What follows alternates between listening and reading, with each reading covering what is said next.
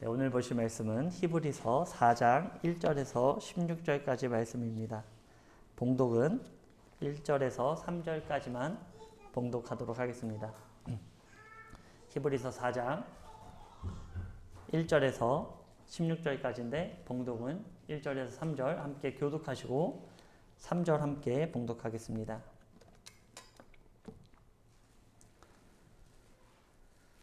그러므로 우리는 두려워할지니 그의 안식에 들어갈 약속이 남아있을지라도 너희 중에는 혹 이르지 못할 자가 있을까 함이라.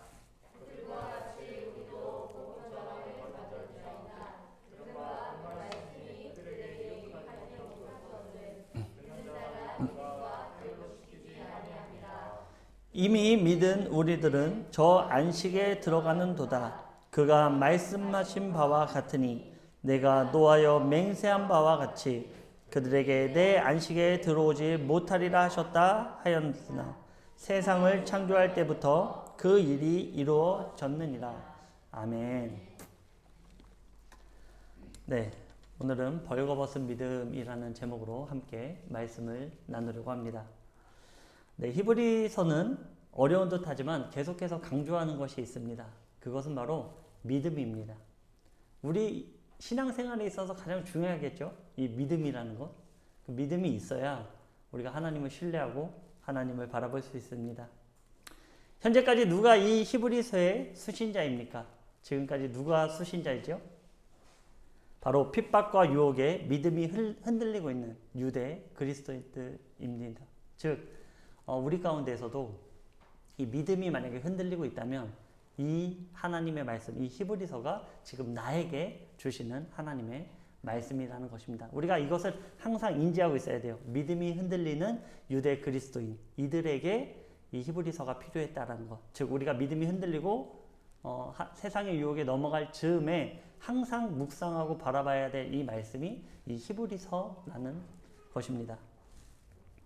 그러기에 히브리서 기자는 1장에서부터 과연 이러한 세상 가운데 누구를 바라봐야 하는가, 이것에 대해서 말하기 시작합니다. 그 대상은 바로 예수 그리스도라는 것입니다. 그럼 왜 예수님을 바라봐야 하는가? 이 질문은 예수님은 하나님의 아들이시며 말씀이시고 창조주이시기 때문입니다. 아멘. 그리고 2장은 이러한 예수님께서 아직 죄인된 우리를 구원하시기 위해 이 땅에 오셨다는 것입니다. 이것은 다른 말로 하면 우리가 예수님으로 인하여 무가치했던 존재에서 얼마나 존귀한 존재로 거듭나게 되었는가, 우리의 가치가 얼마나 존귀한 위치로 올라가 있는가를 이야기하고 있죠. 그러기에 이러한 귀한 구원이 우리 안에서 떠내려가지 않도록 해라 라고 히브리서 기자는 강조하고 있습니다. 그리고 3장은 예수님께서 우리를 살리시기 위해 100% 확실한 십자가의 순종을 보였듯 우리도 하나님의 말씀 가운데 100% 순종하고 신뢰할 것을 히브리서 기자는 강조하고 있습니다. 그러면서 출애굽 당시의 유대 공동체를 예로 들고 있죠. 이들은 믿음의 여정 가운데 온전한 하나님의 행하심을 바라보지 않고 당장에 보이는 세상을 바라보므로 결국 어떻게 됐습니까? 하나님이 주시는 영원한 안식에 들어가지 못했습니다. 하나님의 온전한 말씀, 그 신실하심을 우리가 바라보고 나가야 되는데 어떤 유혹과 환난, 핍박, 이것은 핑계댈 게 없는 거예요. 나의 구원에 관련된 거기 때문에 누구 때문에 또는 나의 어떤 환경 때문에라는 핑계가 존재하지 않다라는 거예요. 누구 때문에 내가 시험에 들었습니다, 이런 말은 우리에게 존재하지 않다라는 거죠. 왜냐하면 나와 하나님과의 관계가 나를 구원하는 것이지 어떤 대상과 나 또는 어떤 환경과 내가 만나서 구원에 이루는 것이 절대로 아닙니다. 그렇기 때문에 내가 어떤 환난, 핍박, 어떤 이야기가 있더라도 우리는 어떻게 해야 됩니까? 믿음은 흔들리지 말아야 되는 거예요. 믿음은 굳건하게 서 있어야 되는 거예요. 그 믿음을 내어준 그 즉시로 우리는 그 영원한 안식에서 멀어진다라고 생각하시면 될 것 같습니다. 이 히브리서 기자는 이 말씀을 들을 때 하나님의 이 외침, 너희들에게 계속해서 말하는, 성경에서 말하는 게 무엇입니까? 너희들 마음을 완고하게 하지 말아라. 마음을 유하게 갖고 하나님의 말씀이 들렸을 때 그 말씀에 순종해라. 바로 이겁니다. 이것은 충분한 믿음의 확신을 주었음에도 불구하고 하나님을 믿지 않은 결과로 멸망하였음을 우리에게 계속해서 상기시키고 있는 것입니다. 우리는 출애굽 당시의 말씀을 묵상하면 누구나 이런 생각을 하게 돼요. 출애굽의 말씀을 보면 아니 하나님께서 홍해도 가르시고 만나도 주시고 매출하기도 주시고 불기둥과 구름기둥으로 인도해 주시는데 이들은 왜 이렇게 믿음이 없나? 왜 이렇게 그 믿음을 온전히 붙잡지 않고 살아가고 있는가? 어떻게 보면 굉장히 한심해 보일 때가 있어요. 이 유대인들, 이 사람들 참 한심한 사람들 아닌가? 그런 생각을 하게 됩니다. 그죠? 그런데 정말로 놀라운 사실은 우리의 신앙생활이 이들과 크게 다르지 않다는 거예요. 이들보다 심하면 심했지 덜하지는 않는다는 것입니다. 그러기에 다른 사람의 낙담된 일에는 믿음을 선포해요. 다른 사람이 막 낙담하고 힘들어하면 하나님께서 붙잡아 주시는데 왜 이렇게 힘들게 살아가십니까? 하나님께서 인도해 주시는데 믿음을 붙잡으십시오. 이런 얘기들은 다른 사람한테 너무 쉽게 해요. 그런데 막상 그런 일들이 나한테 오면 그 말이, 그 고백이 온전히 이루어지지 않는다는 것이죠. 나한테 그런 환경이 주어지면 이내 낙담하고 마는 것입니다. 내가 담대하게 외쳤던, 다른 사람들에게 담대하게 외쳤던 믿음이 나의 생활에는 온전히 적용되지 않고 있다는 것이죠. 이것은 무엇을 나타냅니까? 하나님을 온전히 믿지 않고 있다는 거예요. 온전히 하나님의 말씀에 순종하지 않고 있다는 것입니다.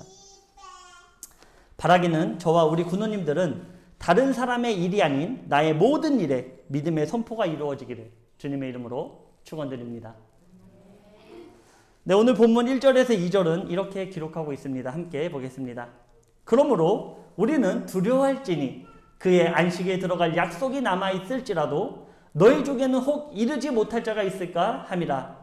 그들과 같이 우리도 복음을 전함을 받은 자이나 들은 바 그 말씀이 그들에게 유익하지 못한 것은 듣는 자가 믿음과 결부시키지 아니함이라. 아멘. 자, 여기서 그러므로는 무엇에 대한 결과입니까? 바로 히브리서 3장 18절에서 19절에 순종하지 아니하던 자들이 믿지 아니함으로 안식에 들어가지 못하는 것입니다. 이것이 그러므로에 대한 결과입니다. 너희들이 말씀을 온전히 부여잡지 않았을 때 안식에서 멀어진 그것에 대한 결과를 이야기하는 것이죠. 히브리서 기자는 지금 수신자들에게 너희도 이와 같이 이 안식에 들어가지 못할까 두려워해라 라고 얘기하는 거예요. 이들은 지금 어떤 사람들입니까? 우리처럼 믿는 사람들이에요. 예수님을 믿는 사람들이에요. 근데 이런 사람들은 지금 뭐라고 얘기하고 있습니까? 너희들도 혹 이 안식에 들어가지 못할까 두려워하라는 거예요. 항상 두렵고 떨림으로 너희들의 구원을 이루라 라는 것이죠. 그러니까 우리가 구원이 지금 이루어진 것입니까? 아니면 이루어져 나가는 과정입니까? 구원은 우리가 믿음의 과정 가운데 이루어 나가는 거예요. 이미 얻어진 것이 아닙니다. 우리가 하나님 앞에 서는 그날까지 우리가 두렵고 떨림으로 그 구원을 이루어야 하는 것입니다.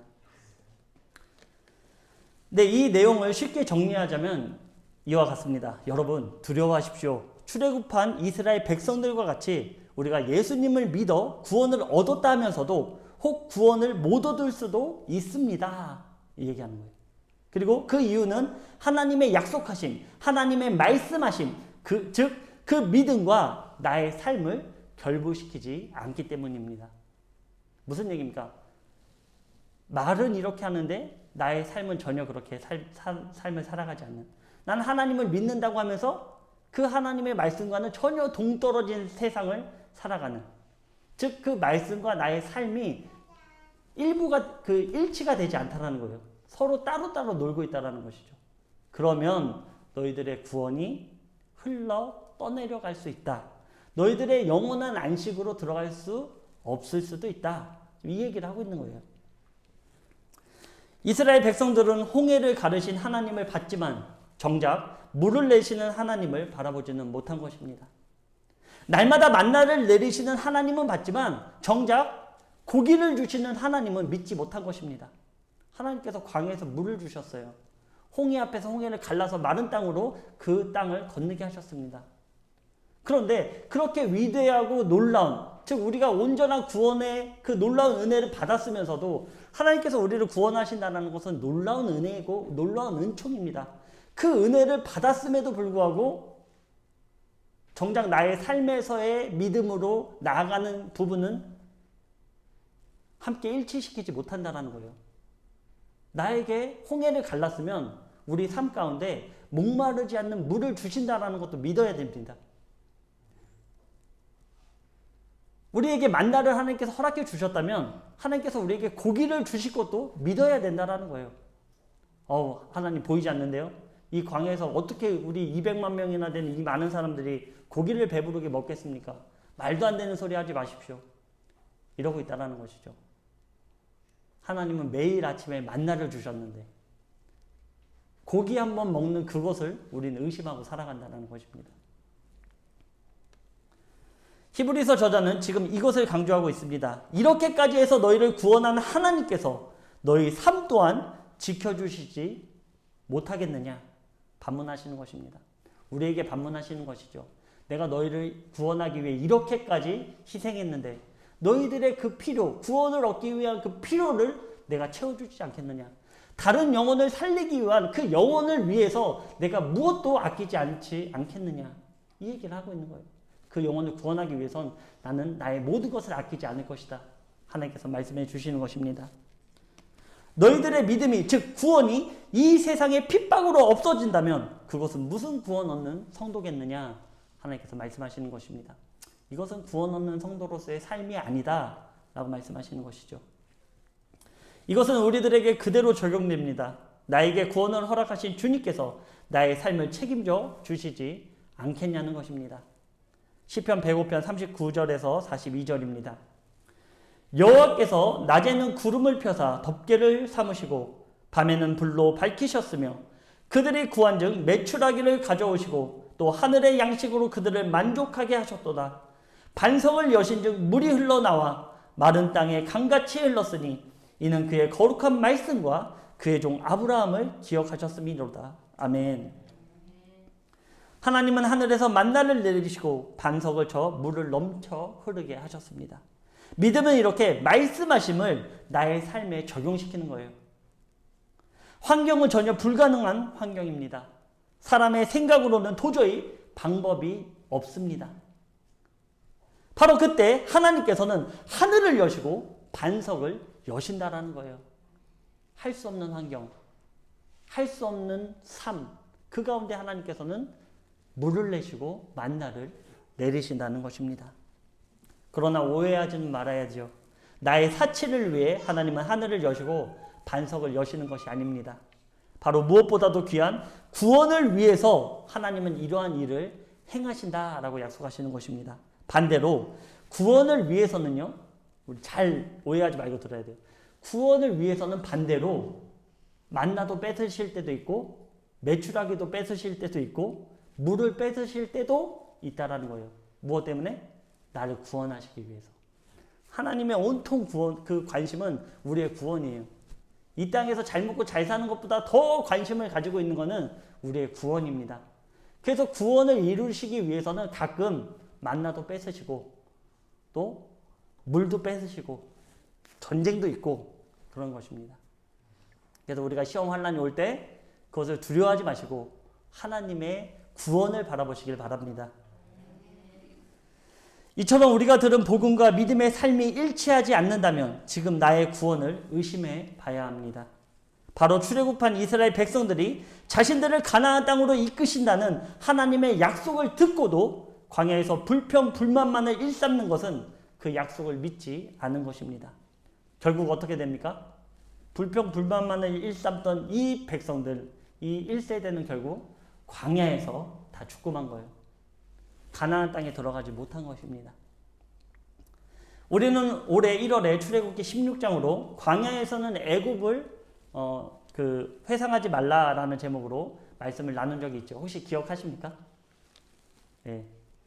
기억을 못 하시는. 예, 광야에서는 애굽을 회상해서는 안 됩니다. 내가 애굽에서의 삶을 자꾸 돌이키면 안 돼요. 우리가 지금 광야에 살고 있으면서 거기가 좋았는데 그래도 내가 힘들고 어려웠어도 내가 종노릇 했어도 노예였어도 거기서는 내가 좋았는데 이런 회상을 하면 안 된다는 거예요. 여기서 강조하는 것이 있는데 그것이 무엇이냐면 바로 애굽을 나오는 것이 끝이 아니다라는 거예요. 애굽을 나왔다고 해서 우리가 끝난 것이 아닙니다. 예수 그리스도를 나의 구주로 믿었다라고 해서 그것으로 끝난 것이 아니라는 거죠. 그 보혈의 피로 우리가 구원함을 얻는 그 문으로 들어갔지만 그것으로 끝은 아니다라는 거예요. 어디까지 가야 됩니까? 어디까지 가야 돼요? 그 여정이 광야입니까? 광야에서 끝납니까? 가나안까지 가야죠. 가나안까지. 가나안까지 가서 어떻게 해야 됩니까? 들어가서 끝입니까? 아니에요. 가나안에서 전쟁에서 그 땅을 차지해야죠. 이것이 바로 우리의 구원의 여정이라는 거예요. 우리가 예수 그리스도의 보혈의 피로 즉 유월절 어린 양의 피로 문설주에 발라서 구원함을 얻어서 그 죄악된 종노릇 하던 죄에서 자유함을 얻었다면 우리는 애굽을 회상하지 말고 어디로 가야 됩니까? 오직 표대를 향해서. 사도 바울의 고백이 그거예요. 내가 그러기 때문에 얻었다 함도 아니고 그 표대를 향해 나가는 것입니까? 그 표대는 바로 가나안 땅이라는 것이죠. 하나님 제가 예수님 믿습니다. 이걸로 끝이 아니다라는 거예요. 우리 삶 가운데 오늘 히브리서 기자는 그걸 얘기하고 있다는 것이죠. 그 고백으로 끝이 아닌 그 하나님의 말씀하심을 내가 부여잡고 나의 삶 가운데 나타내야 된다. 그렇기 때문에 너희들은 혹 구원을 얻었을까 못 얻었을까에 대한 두려움을 갖고 구원을 성취해 내라 라고 하는 것입니다. 가나안 땅을 정복하는 것이 안식에 들어가는 것이지 그전에는 안식이 선포되지 않습니다. 하나님께서는 다른 안식을 그들에게 선포해 주시지 않았어요. 안식일 내에 쉬는 것 빼고는 하나님께서는 너희들이 여기서 이제 영원한 안식을 취해라. 바로 이 광야, 이 땅에서 영원한 안식을 취하라. 하나님은 말씀하시지 않았습니다. 너희들이 영원히 안식을 취할 곳은 단 한 군데밖에 없다. 그것은 바로 가나안 땅이라는 것입니다. 우리가 하나님의 나라, 그 땅으로 갈 때만이 우리가 이제 방심하고 평안히 그것을 누릴 수 있어요. 근데 지금 우리가 거기까지 갈 때에는 매일처럼 긴장하고 매일처럼 나의 구원을 이루기 위해 힘써 나가야 된다는 것입니다. 우리가 그것을 기억해야 될 것입니다. 이것이 우리들의 구원의 여정입니다. 하나님은 구약의 가장 큰 사건인 출애굽을 통해 우리에게 구원의 여정을 보여주신 거예요. 그 대서사시를 괜히 기록해 놓은 게 아닙니다. 이처럼 너희들의 구원이 이와 같을 것이다. 이 여정이 광야에서의 삶일 것이다. 너희들이 나를 믿음으로 말미암아 그 땅을 차지해서 잘 먹고 잘 사는 바로 그렇게 이루어지는 것이 아니라 그때부터 안식이 너희들에게 주어지는 것이 아니라 오히려 예수 그리스도를 나의 구주로 믿는 그 삶은 바로 광야로 들어간다는 거예요. 그때부터 우리의 삶은 더욱더 큰 광야로 나가게 된다는 것입니다. 하지만 그 광야에서는 하나님께서 우리에게 어떻게 하신다고요? 제가 그때 강조한 게 있어요. 그 광야에서는 하나님께서 동행해 주세요. 우리를 홀로 내버려 두지 않는다라는 것입니다. 우리를 꼭 잡아주시고 그 광야를 통과할 수 있는 그 능력을 하나님께서 허락해 주신다는 것이죠. 아멘. 네, 먼저는 예수 그리스도의 피로 말미암아 우리는 죄의 종노릇하던 애굽에서 나올 수 있는 자유함을 얻게 됩니다. 그러나 그것으로 끝이 아닙니다. 광야를 지나 바로 가나안으로 가야 합니다. 우리는 삶의 광야를 지나서 예수 그리스도가 통치하시는 그 나라로 들어가야 하는 것입니다.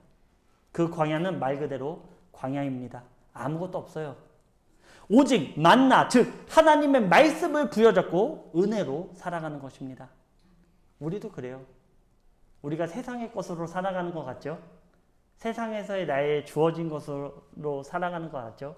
아니라는 거예요. 하나님은 오직 의인은 믿음으로 말미암아 산다라는 거예요.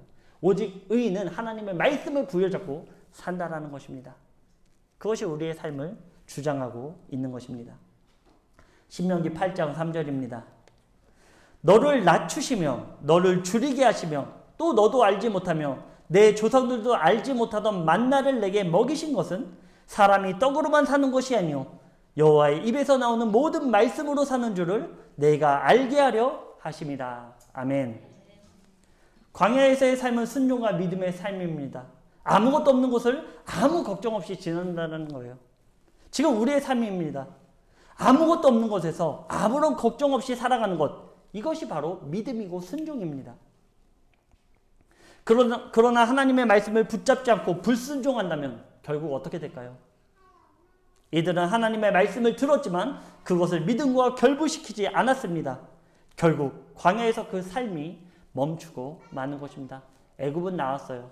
그럴 거면 그냥 애굽에 있을 걸. 진짜 말 그대로. 광야에서 죽으려면 뭐하러 애굽에 나왔습니까?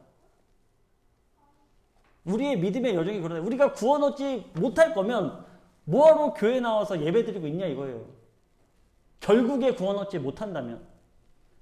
히브리서 기자는 그걸 얘기하는 거예요. 너희들이 나와서 믿기 시작했다면 온전히 순종함으로 구원을 이루어라 라고 얘기하는 것입니다. 나와서 예배를 드린다면 그 삶이 구원의 삶으로 연결되게 살아가라 라고 말씀하시는 것이죠. 그것이 광야에서 끊어진다면 아무런 소용이 없는 것입니다.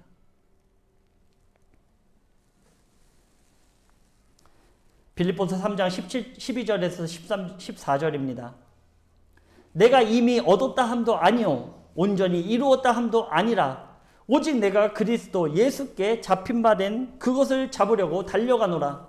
형제들아 나는 아직 내가 잡은 줄로 여기지 아니하고 오직 한 일 즉 뒤에 있는 것은 잊어버리고 앞에 있는 것을 잡으려고 표대를 향하여 그리스도 예수 안에서 하나님이 위에서 부르신 부름의 상을 위하여 달려가노라. 아멘.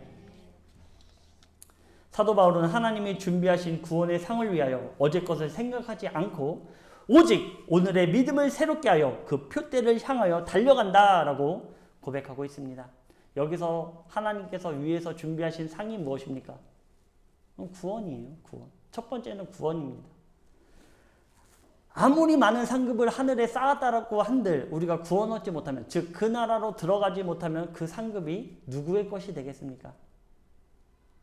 그 상급은, 내가 쌓아놓은 상급은 누구 것이 될까요? 내가 열심히 여기서 구제하고 열심으로 하나님을 섬겼는데 그 상급을 내가 내 땅에 들어가서 얻어야 되는데 그 땅에 들어가지 못하면 그것이 누구 것이 되겠습니까? 다른 사람의 것이 되고 만다는 거예요.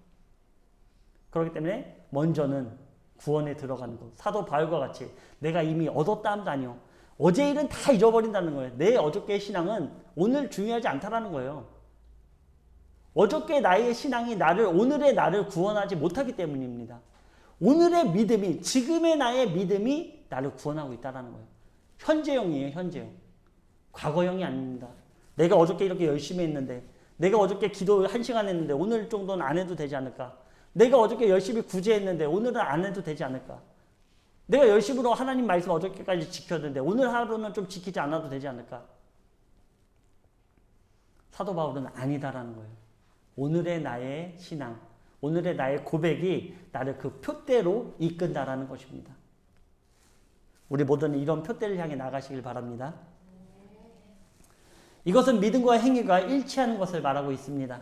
즉 믿음은 행동이 증명한다라는 것입니다. 이것에 아주 좋은 예가 있습니다. 그것은 바로 출애굽한 이스라엘 백성들이 느비딤에서 아말렉 족속과의 한 전투입니다. 출애굽기 17장 10절에서 11절입니다. 여호수아가 모세의 말대로 행하여 아말렉과 싸우고 모세와 아론과 훌은 산 꼭대기에 올라가서 모세가 손을 들면 이스라엘이 이기고 손을 내리면 아말렉이 이기더니. 아멘. 여호수아는 현장에서 치열한 전투를 하고 있고 모세는 산 꼭대기에 올라가서 영적인 치열한 전투를 하고 있습니다. 여기서 어느 한쪽이 무너진다면 어떻게 될까요? 기도하는 모세가 무너졌거나 또는 전쟁터에서 나가서 싸우는 여호수아가 무너졌다면 결국 아말렉으로 의해 전부 진멸되고 말 것입니다. 거기서 다 몰살당하고 만다라는 거예요. 모세도 바로 서 있어야 되고 기도도 영적으로 바로 서 있어야 되고 육적으로도 바로 서 있어서 열심으로 전쟁에 임하고 있어야 된다는 거예요. 난 기도하고 있기 때문에 육적인 전쟁은 안 해도 됩니다. 나에게 맡겨진 일은 등한시해도 하나님께서 다 주실 거기 때문에 저는 일을 하지 않아도 됩니다. 그럼 어떻게 된다고요? 진멸당하겠죠. 반대로 나는 세상에서 열심히 삽니다. 내가 다른 사람들보다 기준이 높게 정말로 성실하게 난 법 없어도 삽니다. 이런 사람들도 역시 영적으로 무너지면 진멸당하고 만다라는 거예요. 그것이 그 영혼을 구원하지 못한다는 것입니다. 그러나 이 전쟁에서 말하는 것은 영적 싸움에서 승리한다면 육적 싸움 역시 승리할 수 있다라는 것입니다. 우리의 싸움은 죽을 때까지의 이 싸움이에요. 출애굽기 17장 16절입니다. 이르되 여호와께서 맹세하시기를 여호와가 아말렉과 더불어 대대로 싸우리라 하셨다 하였더라. 아멘. 여기서 대대로 싸운다라는 것은 우리에게 시사하는 바가 큽니다. 우리의 영적인 싸움, 우리의 삶에서의 싸움이 아말렉이 쳐들어오는 이 전쟁을 계속해서 대대로 우리가 하나님의 나라에 들어가는 그때까지 싸우게 될 것이다 라는 것을 우리에게 예표로 주고 있는 것입니다. 하나님께서는 출애굽을 통해 우리가 이 세상에서 가나안에 들어갈 때까지 대대로 싸워야 할 것에 대해 말씀하시는 것입니다. 이때 필요한 것이 무엇입니까? 바로 하나님을 신뢰하는 것, 즉 믿는 것입니다. 이것이 바로 우리에게 필요한 믿음이에요.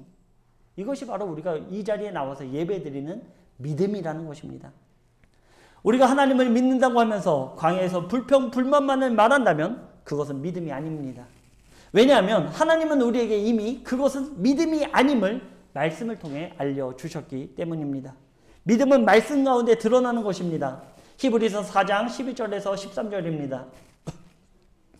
하나님의 말씀은 살았고 활력이 있어 좌우의 날선 어떤 검보다도 예리하여 홍과 영과 및 관절과 골수를 찔러 쪼개기까지 하며 또 마음의 생각과 뜻을 판단하나니 지으신 것이 하나도 그 앞에 나타나지 않음이 없고 우리의 결산을 받으실 이의 눈앞에 만물이 벌거벗은 것 같이 드러나느니라. 아멘. 하나님의 말씀은 살았고 능력이 있으며 예리하여 그 가운데 모든 것이 밝히 드러나게 되어 있습니다. 하나님의 말씀 가운데요, 우리의 삶은 밝히 드러날 것입니다. 우리의 삶은 하나도 빠짐없이 하나님의 말씀 가운데 드러난다라는 거예요. 나는 이거 아무도 모르겠지. 이거 나만 아는 건데. 이 삶이 하나님의 말씀 가운데 이제는 밝히 드러나 보인다라는 것입니다.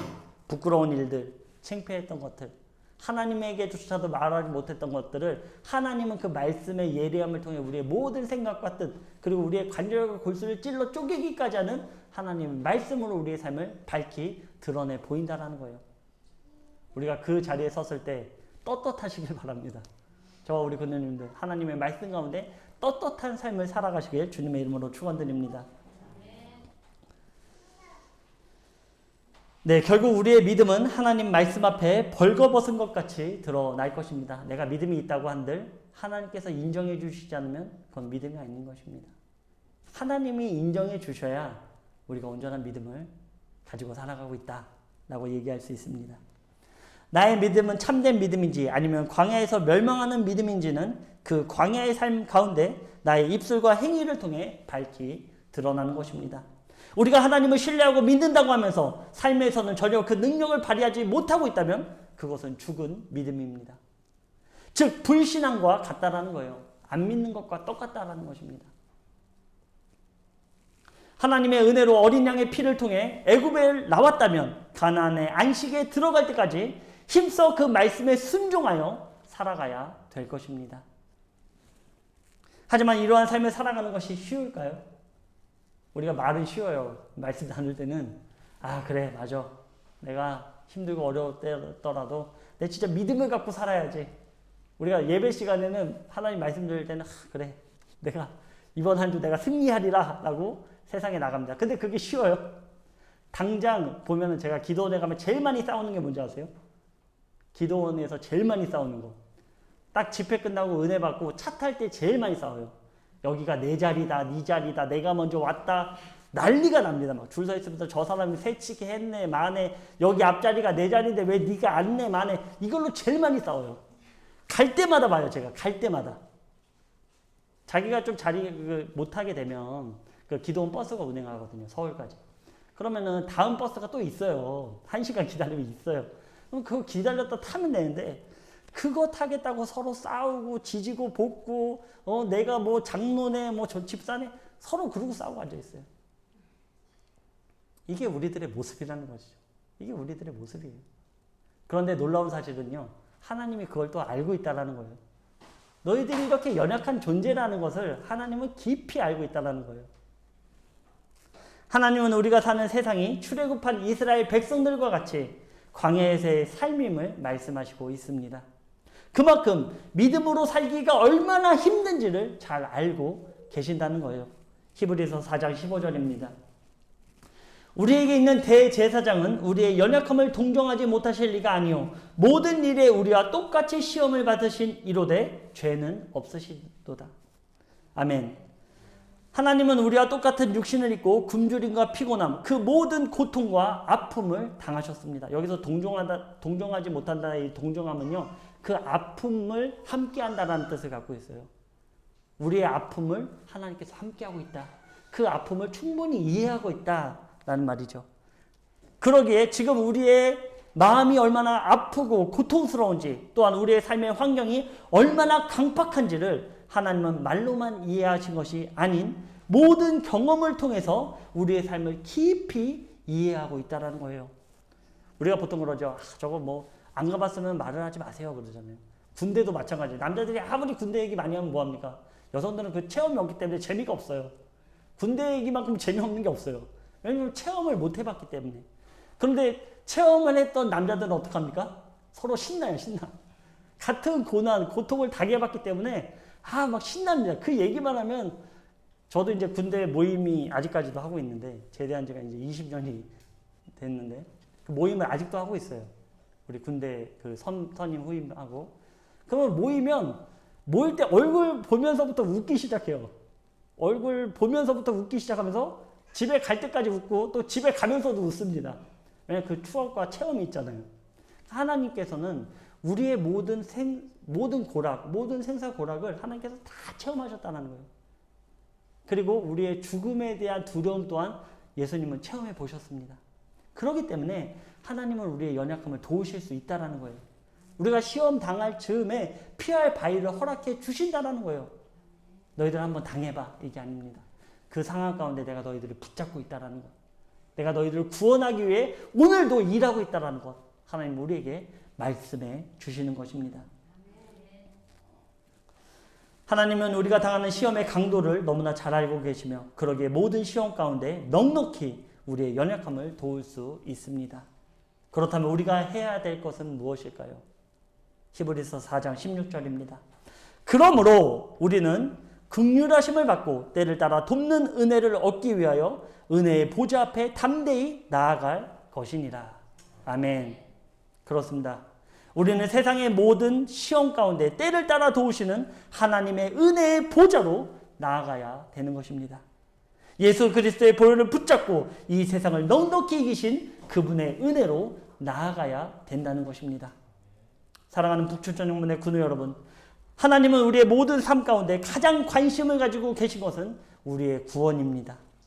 왜냐하면 이것이 생명이고 길이고 진리이기 때문입니다. 아무리 세상의 모든 것을 가졌다고 한들 우리 안에 산 소망이 없다면 그것은 죽은 인생입니다. 살아있으나 죽은 영혼입니다. 살아있다고 하나 죽은 것과 같습니다. 이 세상의 것에 소망을 두므로 스스로 광야에서 끊어지는 길로 가지 마시고 도우시는 하나님의 은혜를 바라봄으로 영원한 안식에 들어가시길 주님의 이름으로 축원드립니다. 함께 기도하겠습니다.